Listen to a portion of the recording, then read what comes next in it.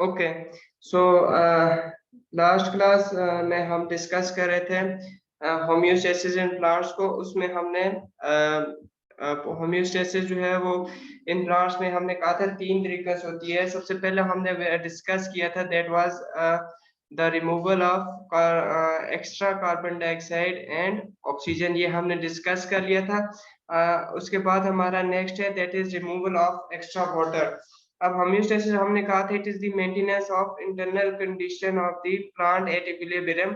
उसमें हमारे पास सेकंड चीज, एक तो कार्बन डाइऑक्साइड और वाटर हो गया था, आज है कि एक्स्ट्रा वाटर जो है वो प्लांट रिमूव आउट करते हैं and that is also the process of homeostasis. अब होता क्या है कि plants absorb water from soil and it is also produced in plant during cellular respiration.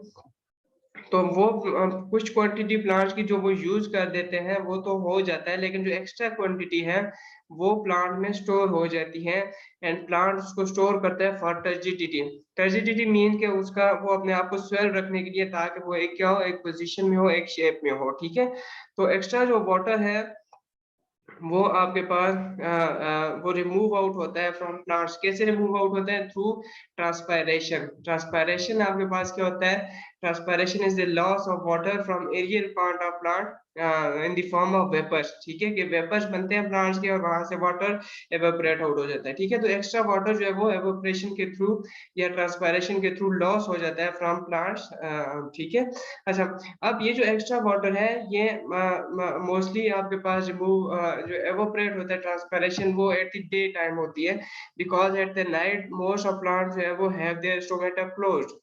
क्यों स्टोमेटा क्लोज होते हैं? बिकॉज आपके पास फोटोसिंथेसिस का प्रोसेस स्टॉप हुआ होता है, एक्स्ट्रा वाटर उसको आपके पास, इसलिए जो है वो हम opening and closing of stomata वो हम पढ़ चुके हैं। ठीक है, तो वो आपके पास रात के टाइम पे स्टोमेटा एक्चुअली क्लोज होते हैं और सनलाइट भी नहीं होती, जिसकी वजह से ट्रांसपायरेशन का प्रोसेस स्टॉप हुआ होता है। ठीक है, तो रात के टाइम पे ट्रांसपायरेशन बेसिकली कम होती है या नहीं होती as compare to day time. Day time में ट्रांसपायरेशन होती है, वो हो रही होती है, और एक्स्ट्रा वाटर जो है वो रिमूव आउट हो रहा होता है from plant through the process of evaporation. ठीक है, अच्छा, अब अगर दिन को तो वो ट्रांसपिरेशन के थ्रू लॉस हो रहा है, लेकिन रात के टाइम पे क्या होता है कि अगर प्लांट में रात के टाइम पे एक्स्ट्रा वाटर है तो वो क्या होता है कि वो जाइलम जो है, जाइलम वेसल है that is use for the conduction of the water, उसमें क्या होता है कि वो एक्यूमुलेट हो जाता है, और जो लीव्स हैं, लीव के एजेस या टिप्स पे छोटे छोटे स्मॉल पोर्स होते हैं।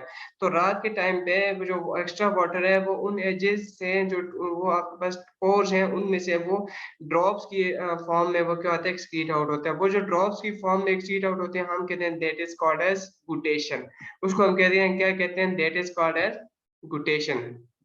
ठीक है, अच्छा, गुटेशन बेसिकली आपके पास हम कहते हैं कि it is the loss of water through the edges of the leaves or the tips of the leaf, that is called as guttation। ठीक है, तो रात के टाइम पे वाटर जो है वो बेसिकली इस तरह, ये आप पिक्चर में देखें तो ये देखें एजेस से वाटर जो है वो ड्रॉप्स की फॉर्म में एक्सक्रीट आउट हो रहा था। तो दिस इज इससे हम कहते हैं this is called as guttation, and it also help in the homeostasis. At day time transpiration के थ्रू लॉस हो रहा है, रात के टाइम जो है वो गुटेशन के थ्रू लॉस हो रहा है। ठीक है, अच्छा, यहाँ पे एक चीज ये है कि आपने गुटेशन को कंफ्यूज नहीं करना विद ड्यू। ड्यू बेसिकली, और वो भी आपको ड्यू अगर देखें तो वो भी आपको इसी तरह एजेस पे वो ड्रॉप नजर आते हैं, but that is something else. Due जो होता है वो एटमॉस्फेरिक वाटर होता है जो कि कंडेंस होके आता है आपके पास लीव्स में, जबकि गुटेशन जो है वो इनसाइड प्लांट जो वाटर है वो एक्सक्रीट आउट हो रहा होता है। ठीक है, तो ड्यू इज समथिंग एल्स, जो कि एटमॉस्फेरिक आपके पास वाटर होता है वो कंडेंस हुआ होता है एंड वो आपके पास लीव से गिरा होता है, जबकि ग्लूटेशन जो है वो आपके पास इनसाइड वाटर है वो एक्सक्रीट आउट होता है। ठीक है, तो ये दोनों चीजें आपने इसमें कंफ्यूज नहीं होना, ग्लूटेशन एंड आपके पास ड्यू जो है वो दो डिफरेंट चीजें हैं। अच्छा, एक जो है वो removal of carbon dioxide and oxygen हो गया, सेकंड चीज जो है वो रिमूवल ऑफ वाटर हो गया। ये दो प्रोसेस हो गए आपके पास होम्योस्टेसिस की। Third process is removal of other metabolic waste. के प्लांट्स में बहुत सारे दूसरे मेटाबॉलिक वेस्ट भी होते हैं, ठीक है, डिफरेंट मेटल्स होते हैं, तो वो भी एक्सक्रीट आउट होना जरूरी होते हैं for to maintain the internal condition, ठीक है। अब वो plant don't have like special mechanism for the removal of extra या other metabolic waste like other animal, जैसे ह्यूमंस में है कि एक स्पेशल मैकेनिज्म एक्सक्रीटरी सिस्टम जिसके थ्रू रिमूव आउट होते हैं। प्लांट्स में there is no special system for the excretion of metabolic waste. फिर क्या होता है कि जब वो सिस्टम नहीं है तब होता क्या है कि लाइक जो मेटाबॉलिक वेस्ट जैसे कैल्शियम ऑक्सलेट है, ये जाके प्लांट्स के जो लीव्स है उसमें एक्यूमुलेट हो जाता है, उसमें जाके ये बैठ जाता है पूरा साल, ठीक है। वहां पे जो भी आपके पास मेटल्स है वो सारे के सारे जाके लीव्स में जाके एक्यूमुलेट होना वहां पे जम होते हैं, ठीक है। अब होता क्या है कि जब आपको पता है कि जो एक ऐसा टाइम आता है जब दरख्तों के जो लीव्स हैं वो सारे के सारे आपके पास गिर जाते हैं। तो जब वो सारे के सारे मेटल्स लीव्स में होंगे तो लीव जब गिर जाएंगे तो इसके साथ वो जो मेटाबॉलिक वेस्ट है जैसे कैल्शियम ऑक्सलेट वगैरह है वो भी जो प्लांट है उससे ड्रॉप आउट हो जाएंगे, ठीक है। So this is how plants excrete their metabolic waste. लेकिन आपने याद रखना है कि वो जो आपके पास लीव्स गिरते हैं वो इस वजह से नहीं गिरते कि उनमें आपके पास मेटाबॉलिक वेस्ट होता है, ठीक है, दैट इज समथिंग एल्स। वो उनका प्राइमरी फंक्शन नहीं है कि वो मेटाबॉलिक वेस्ट करें, वो गिर रहे होते हैं तो उसके साथ एज ए सेकेंडरी फंक्शन के तौर पर मेटाबॉलिक वेस्ट भी जो है वो क्या हो जाते हैं, उसमें से एक्सक्रीट आउट हो जाते हैं, ठीक है। तो ये तीन प्रोसेस ऐसे हैं जिसके through their is homeostasis in plants के प्लांट्स आपके जो इंटरनल कंडीशन है वो अपनी मेंटेन करते हैं एट इक्विलिब्रियम स्टेट, ताकि वो सारा जो है वो स्मूथली रन हो सके, ठीक है। अच्छा, अगर जो है वो प्राइमरी जैसे कुछ अदर मेटाबॉलिक वेस्ट जैसे आपके पास है कोनिफर प्लांट्स, जो कोनिफर ट्रीज है, ठीक है, जो आपके पास जो ऐसे जैसे आपके पास अगर मैं बताऊं जैसे चीड़ का दरख्त है, वो क्या होता है रेजिन्स जो है वो एक्सक्रीट आउट करते हैं, resin is a metabolic waste, ठीक है। इसी तरह जो कीकर का दरख्त है वो उनके में से गम जो है वो आप देखें स्टिकी मटेरियल एक्सक्रीट आउट होता है, that is also metabolic waste. इसी तरह रबर प्लांट में से वो लेटेक्स है जिसको आप रबर बेसिकली हम जो बनती है वो भी हमारे पास ऐसा मेटाबॉलिक वेस्ट है। म्यूसिलेज जो है वो आपके पास कॉर्निवोर प्लांट्स के थ्रू एंड लेडी फिंगर जो है वो म्यूसिलेज उसमें से छोटा छोटा स्टिकी मटेरियल होता है वो भी स्क्रीट आउट होता है, तो वो भी आपके पास एज अ मेटाबॉलिक वेस्ट जो है वो रिलीज आउट हो। जी माज, आपका क्वेश्चन है कोई? सर जी आवाज सही नहीं आ रही, कट कट के आ रही है। अच्छा चलें ठीक है, अब आ रही है ठीक आवाज? आ रही है आवाज अब आपको? Yes sir. ठीक है, ओके। अच्छा, तो आपके पास एक तो हमने कहा कि वो थ्रू प्लांट जो है वो एक्सक्रीट आउट करते हैं, बाकी जो है वो आपके पास हमने कहा जैसे ये रेजन्स है गम म्यूसिलेज जो है वो आपके पास ये भी एज ए मेटाबॉलिक वेस्ट जो है वो रिलीज आउट होता है फ्रॉम डिफरेंट प्लांट्स, ठीक है। तो ये तीन तरीके हैं जिसके थ्रू प्लांट जो है वो अपनी इंटरनल कंडीशन को क्या करते हैं, मेंटेन करते हैं। अच्छा, ये आपको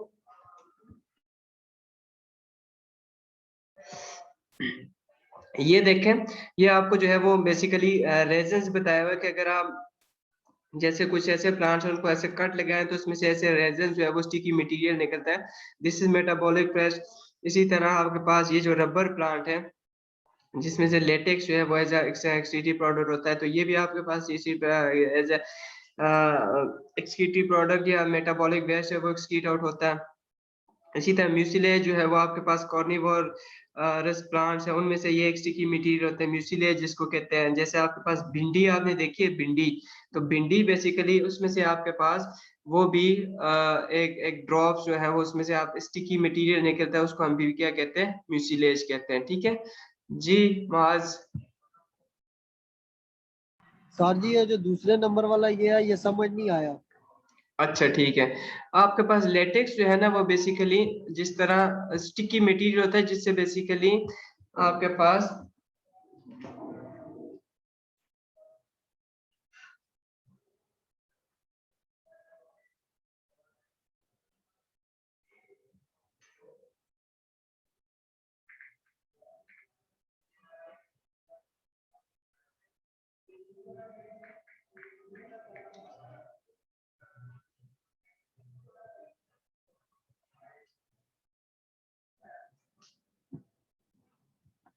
ओके ठीक है। इसके बाद हमारा जो है वो नेक्स्ट है दैट इज आपके पास हमारा नेक्स्ट है दैट इज अच्छा ये ऑस्मोटिक एडजस्टमेंट वाला है। जी आपके क्वेश्चन हैं कोई?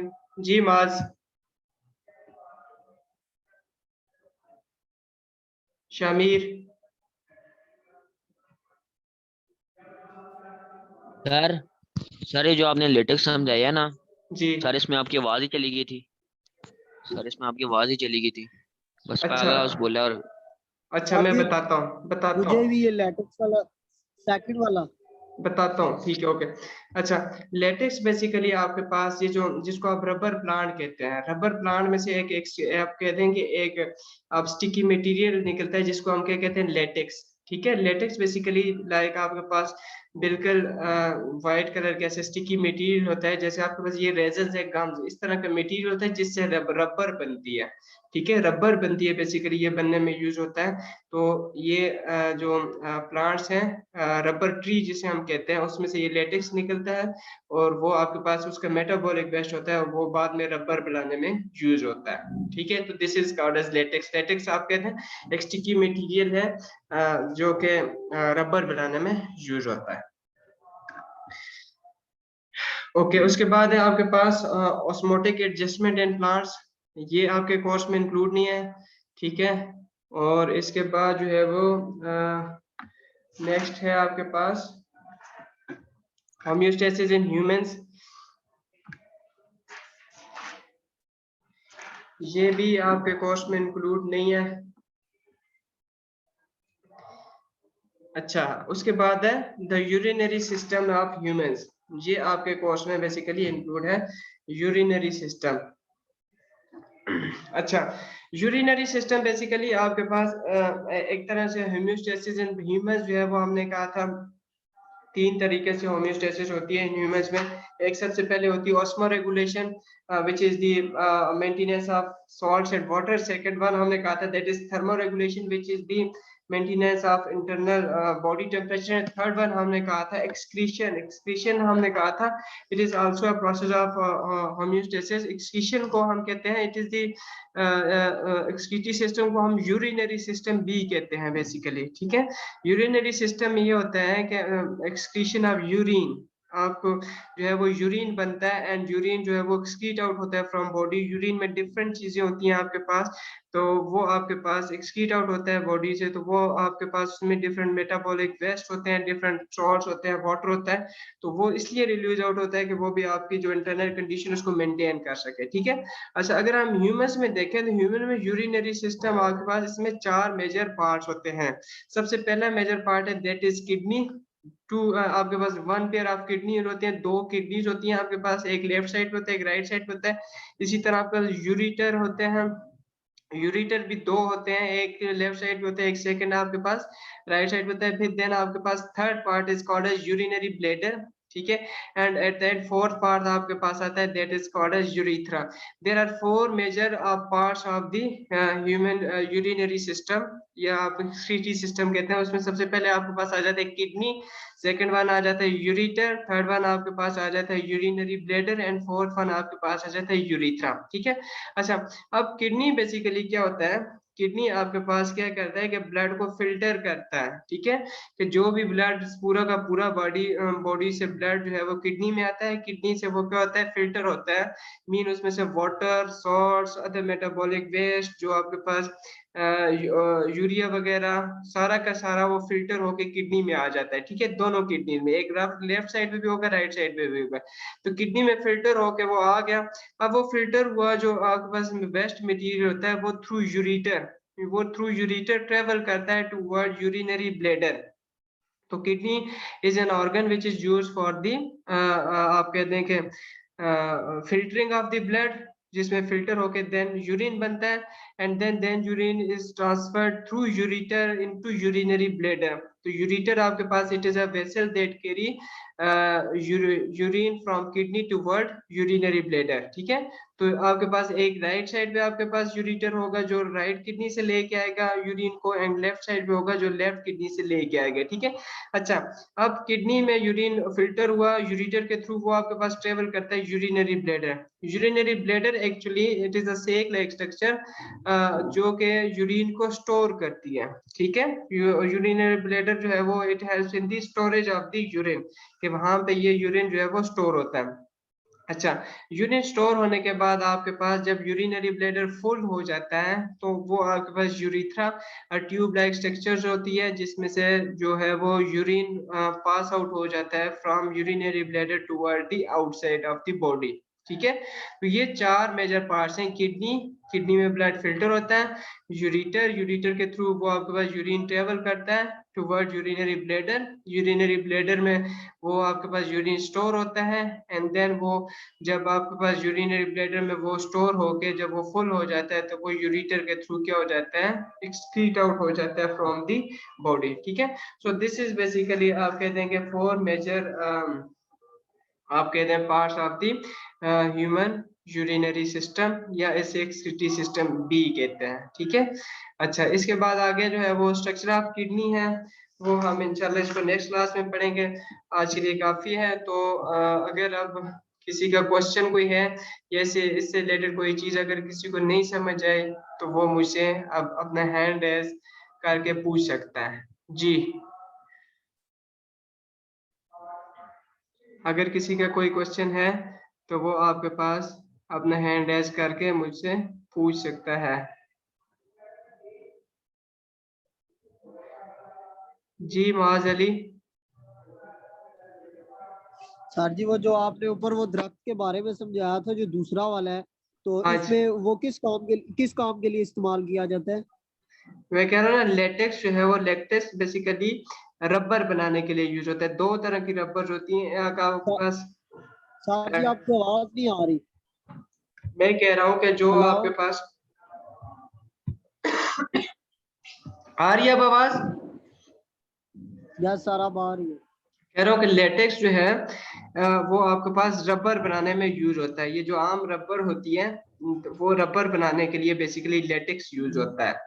ठीक है, तो वो लेटेक्स आपके पास रबर सर जी, प्लांट से कौन सी सर जी, कौन सी रबर, ये प्लास्टिक की? जी जी, रबर यही होती है, प्लास्टिक की रबर होती है। ये बनाने की इस्तेमाल होती है? जी जी, लेटेक्स जो है वो आपके पास रबर बनाने में इस्तेमाल होती है। समझ आ गया सर। ठीक है, ओके, और किसी का क्वेश्चन?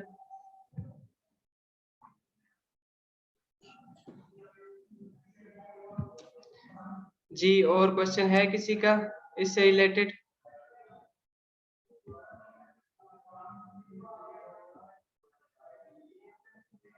ओके, अच्छा ये आपके पास ये दो अनस आए हुए हैं, एक अनस नदीम है और दूसरा कौन है अनस? ये अनस जिसको मैंने अनम्यूट किया है, ये कौन हो आप? सर मैं अनस महमूद हूँ। तो अपना पूरा नाम लिखो ना आप। अच्छा, अनस। और सर एक क्वेश्चन भी है, जी, ब्लैडर में कितने टाइम तक यूरिन स्टोर होता है? वो आपके पास स्टोर होने का ये नहीं होता कि उसमें कोई टाइम हो।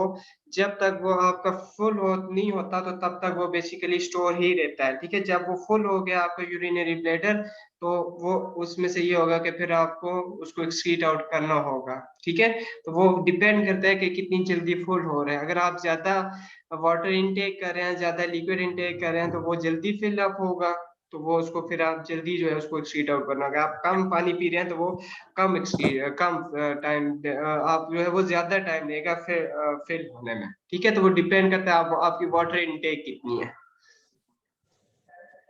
क्लियर? ठीक है, थैंक यू सर। ठीक है, क्लियर। ओके जी, और किसी का क्वेश्चन?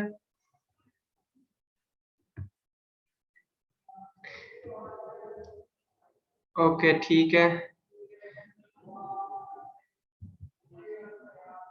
ठीक है, किसी का कोई क्वेश्चन नहीं है। अब मैं अटेंडेंस आपकी लेके जो है वो देन क्लास जो है वो एंड कर रहा हूँ। अच्छा, ये आपके पास जो है वो रोज रोज कम क्यों होते जा रहे हैं? अच्छा, यहाँ पे जाके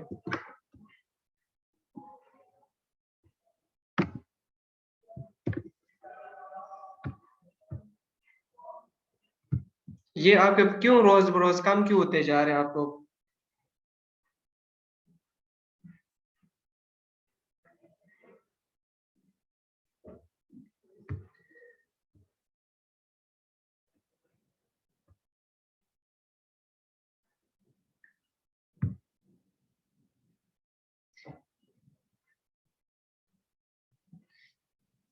ओके ठीक है, किसी का कोई क्वेश्चन नहीं है सो आज के लिए काफी है, फिर हम इंशाल्लाह इसको नेक्स्ट क्लास में डिस्कस करेंगे जैसे आगे structure of kidney. So this is it for today, thank you so much, Allah Hafiz.